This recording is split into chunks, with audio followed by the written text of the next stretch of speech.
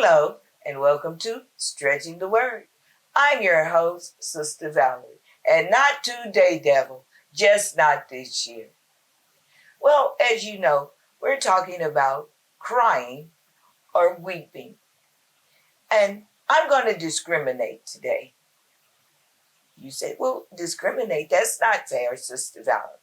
Well, I can do it because in this particular case, the Bible did it. And I'm going to discriminate because I'm going to talk about the wailing women that's in the Bible. And it's so strange because years ago, I caught my granddaughter practicing in the mirror how to cry. And she was doing this because she was spoiled, and she figured if she would start to cry, then she would get her way.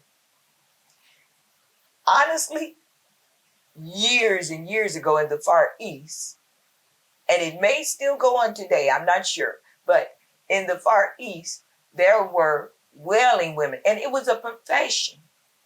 They would get paid to cry. When someone died and they had a funeral, these wailing women would get paid to cry with the family so that the family wouldn't feel left alone.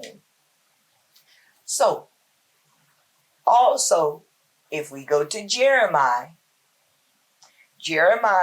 the 9th chapter, we're going to find out that this was scripture.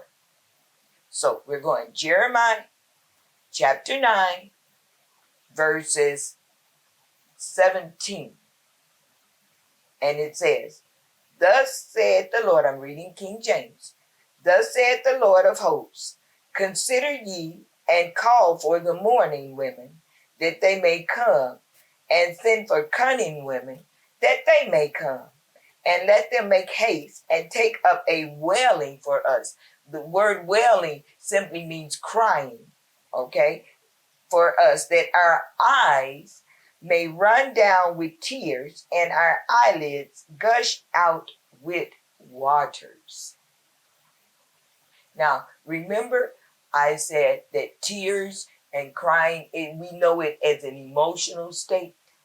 So in this case, they were crying.